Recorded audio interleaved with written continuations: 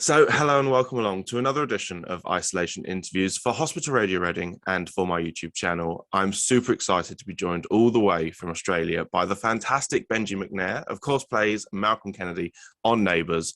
Thank you so much for joining me. How are you? It's a pleasure. I'm very well, thank you. How are you? Really good, really good. So excited to have you on the show because you've obviously come back for such a big storyline, which we'll talk about for the finale. And we'll talk about, obviously, that, Neighbours coming to an end this week. I can't believe how quick that's gone since it was announced to now we're getting towards the end. But I wanted to sort of start off, first of all, I mean, for you, do you remember how you first became aware of Neighbours? Not even sort of when you were joining, but when you first heard of this show, Neighbours. How old were you? Were you a fan?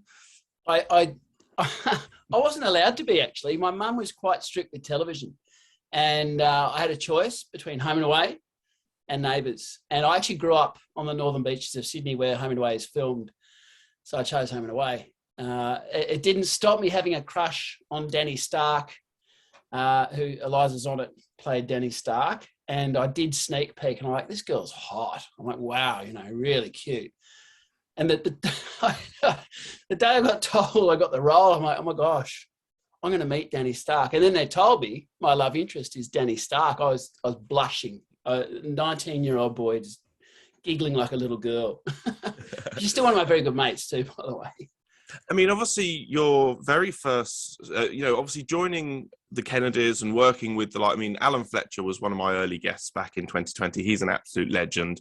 To work with people like him, the amazing Jackie Woodburne, who should be damed or knighted or something, whatever. And then obviously Jesse Spencer as your brother, Kim Valentine as your sister. That must be an amazing dynamic when the five of you were together in one room. That must have been amazing. Yeah, look, I mean, the casting, Jan Russ at that time was the casting agent. She did a great job. I was one of 400 guys to get picked. I don't know how many other people were seen for Kim's role or for Jesse Spencer's role, let alone Alan and Jackie's role. But the chemistry for us was outstanding. Very lucky boy of me, coming from a young man coming from Sydney to Melbourne, not knowing anybody, daunting prospect of being a young soapy star or actor, not really knowing what that meant. I'd obviously done a bit of work beforehand, but to walk onto set not knowing anybody and being embraced by that family environment, that Kennedy family environment. Jackie and Alan worked ferociously to make sure that Kennedy family energy was always on and up, and they're always on the scripts, always making sure we understood the scripts, always making sure that we looked after our characters. To have such great actors and such good people in Jackie and Alan to be able to guide us through those times, to mentor us as well. And I was the older one. So let alone what, Jesse and Kim were going through being, 15 and 14, however old they were. They were like, Kim still calls Alan daddy, which is great. I actually had dinner last night with Alan. My wife and myself went and had dinner with Alan and Jen last night. So, we still catch up. We're still good mates. Jack and Alan on set are very generous people, very generous actors. They don't stop helping. I mean, would you have ever realised back in 1994, I believe it was, when you joined the show, did you ever think the Kennedys would go on to become so huge and so popular? If I'd known that, I wouldn't have left. I didn't doubt it. I didn't think too much about it, to be honest with you. I think definitely had the right recipe.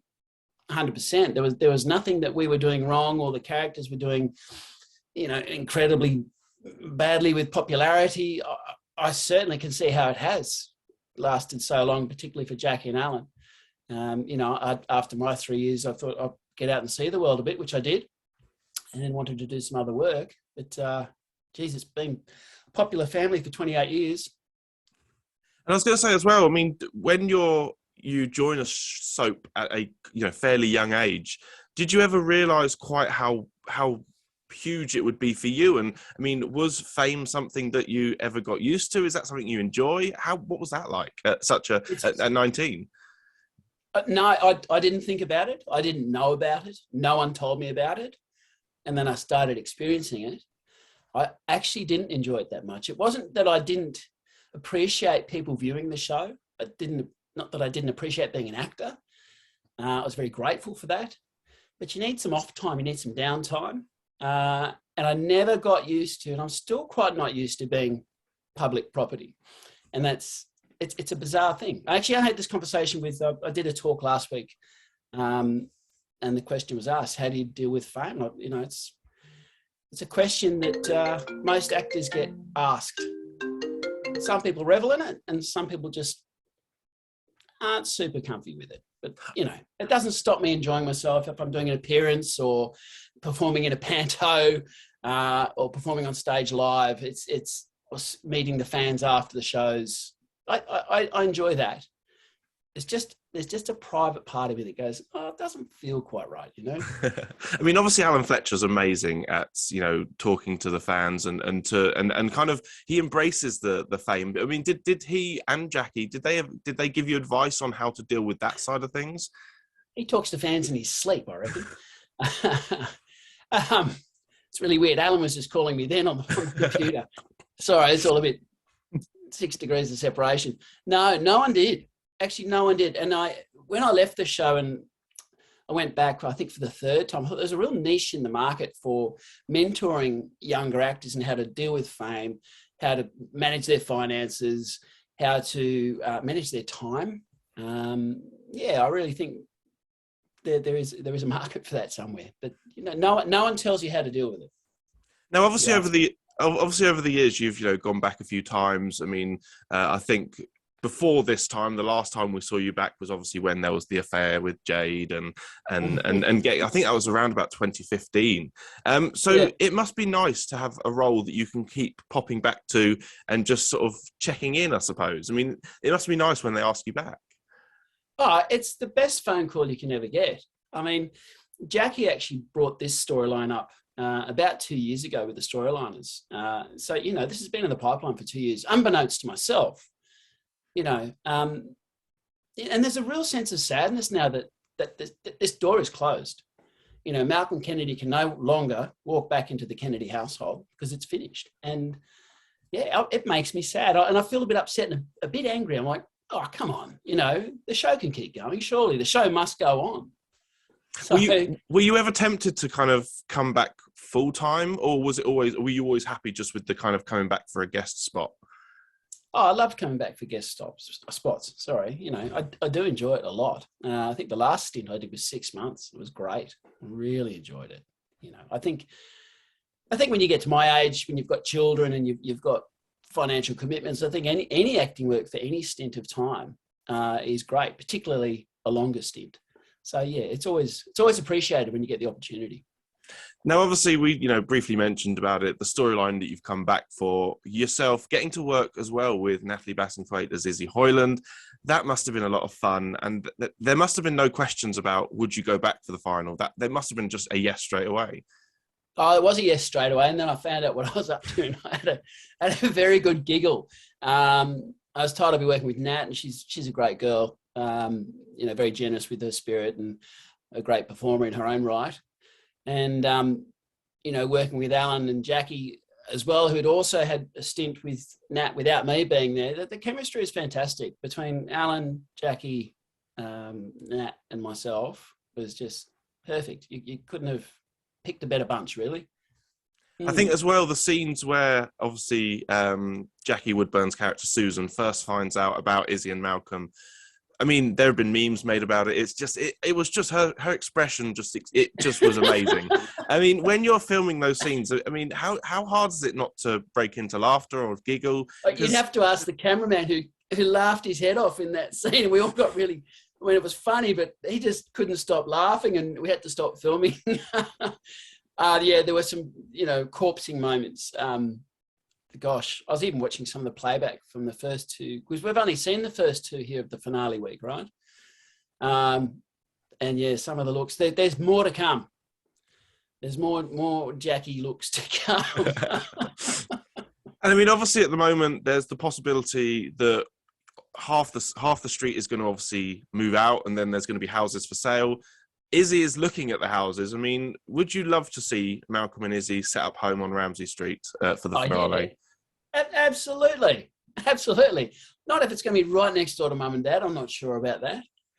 Now, have you seen the final episodes there yet? No, so we have still got 6 episodes left to watch here, and so we've got obviously 1 episode each day of the week, and then we've got the final on Friday evening. So we've got 6 episodes still to go. So we're probably nearly about level now, I think, with the episodes, but.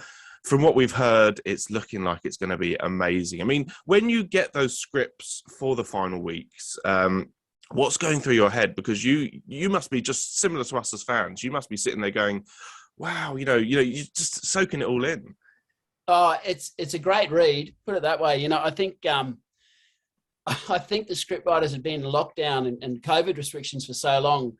They just let loose. Just went, righto, let's go. And they did. And they very, very cleverly wrote 23 visiting actors back into a main cast. That was one of the things I did notice through reading through the scripts and other people's storylines. You can't just do tokenistic appearances. You have to find a purpose for being there, right? I think Nat had a challenge on her hands to try and understand why her character does what she does. But it's very easy. And, I think playing Malcolm Kennedy Mal's in love, it's all about love.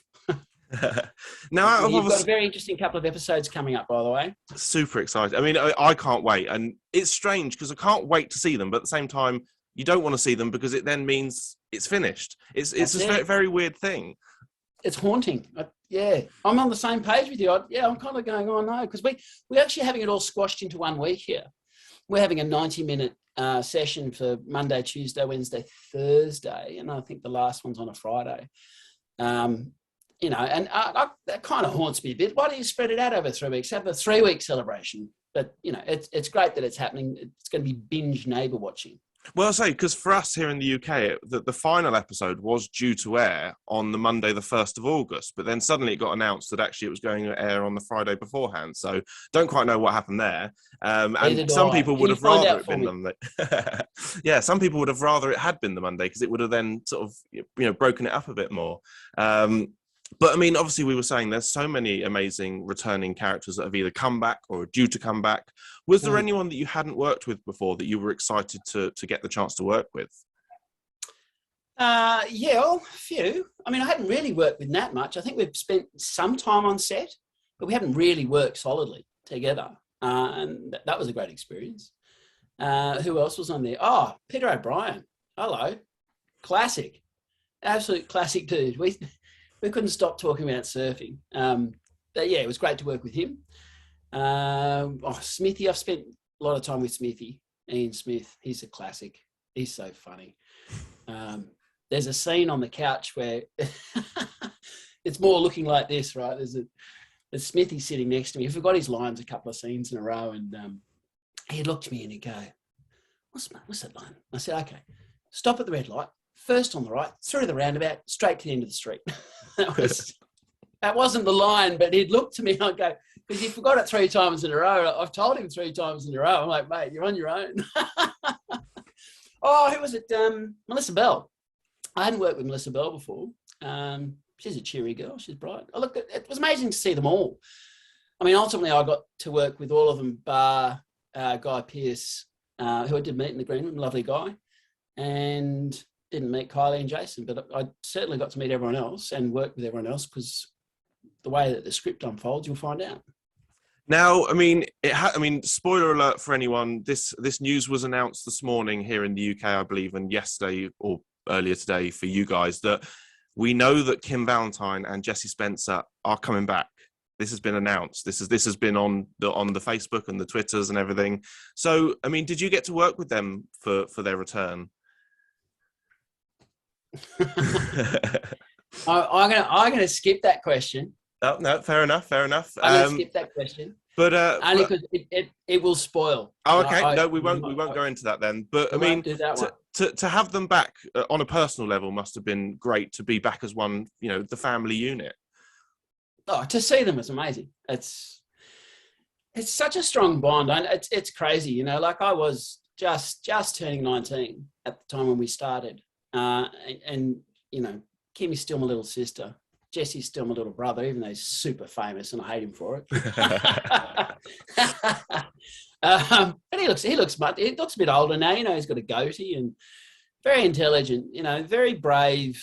When I think back to the commitment that both of those two had, being school children at the time, and Jesse was smashing it at school. He was a A1 violinist. He was topping his grades in 3 subjects at the time and managing a full shooting schedule. So, it's crazy. And I imagine whenever you get to see each other, it's like no time has passed, because it always tends to be with people that you get on with so well that you can maybe not see them for a while, but then when you do eventually get to see them again, it's like you only saw them yesterday. Yeah, that's exactly what it's like. And same with some of the crew, like I walked out there and my final scenes that I shot were shot by 2 out of the 3 cameramen who shot my first scenes when I arrived on Neighbours. And you walk in there and it's like, oh, Benjo, how you going, mate? It's like, good on you. Robber, I'm good, mate. How are you? So, yeah, it's that type of environment. It's that type of workplace. I remember seeing there's a particular scene where there's a lot of people involved and the weather was not going to be looking so great. And I remember looking at one of the first AD's screens and it had 15 people all working together, trying to come up with different ways to get around this weather encroachment. And the teamwork was incredible. And you can't shoot a show like that without being a really strong team.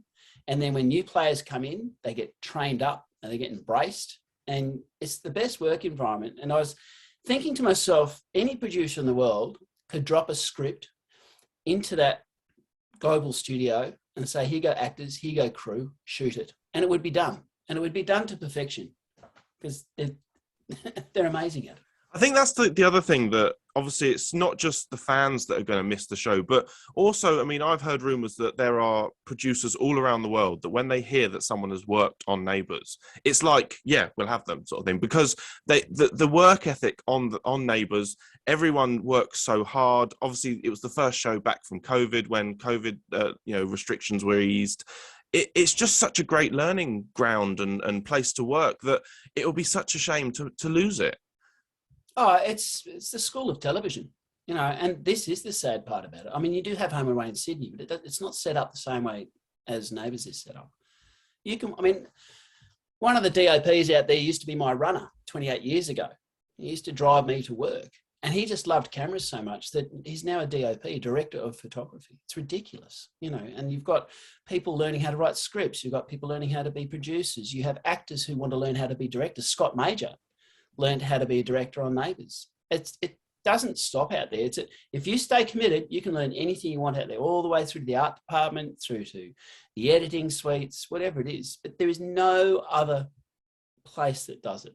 And that's what we're losing. And I don't know how we're actually going to train up our next generation of cast and crew. It's because obviously not just Scott Major, but Kate Kendall, who obviously played Lauren. You've got Eve Morey, who played Sonia. She's a intimacy coach, I believe, on the show. And she's very good at it too. It's just amazing that so many people have been able to do different things, and it's given the opportunity for people to learn new skills and to try new things if they want to try a different area of the job. Absolutely, it does. It's going to be sorely missed. I promise you. There's no other place that does this. And there's a lot of people who've had great opportunities through just perseverance and passion and having that environment that, these guys who are in their mid-60s, for example, and women, some even in their early 70s, when they started out 40 years ago, they started out the same way. They were carrying a cable for the cameraman. They, holding a boom for someone. You just work your way up and you're learning on the job. And the reason, you mentioned earlier that producers around the world would sign someone up just like that because they've been on Neighbours is because it's fast-paced, it's quality, and you get it done. It gets done. I was super surprised when I went out there. There's no rehearsals anymore. You roll up, you do a read, lighting guy's there, yep, sound guy's there. Well, we'll roll on this one. Okay, off we go, and you get it done. Now, if you if you were to have met Malcolm, you know, if you as Benjie had met Malcolm, do you think you'd have been friends? Do you think you'd have got on? Yeah. Yeah, I think, yeah, he's a nice guy. I think, yeah, there's one thing, there's one character trait about Malcolm that I would love to have changed and would love to have had the opportunity to change in the future. Is just give him a little bit of I want to see a bit of nastiness, you know, and he is a nice guy. I like bad guys too, you know, like I speak with Stephen Dennis and talk to him about, you know, Paul Robinson. And the reason he's lasted so long is because he's a bad guy, you know. And the same with Izzy's, you know, Nat Bassingthwaite's creation of Izzy and the script, you know, writers writing the character. They're memorable, yeah. And I always think they've got something to do that you don't quite expect, or people are on edge going, "Oh, what's he going to do now?" So no, Benjie would like Mal. And I mean, so if we were to go 5 years into the future, and if Neighbours were to make some sort of return, where would you like to see Malcolm in life? What would you like to see him up to? Would you like him to still be with Izzy? No, I don't want to be with the same woman for 10 years. I think he'd be having in 10 years' time. Gosh, he could almost. They wouldn't be grandparent status, would he? Yeah, I don't know. That's a good question. I haven't thought about it. Oh gosh, what would Malcolm be doing in 10 years' time? Well, there's a coffee baron.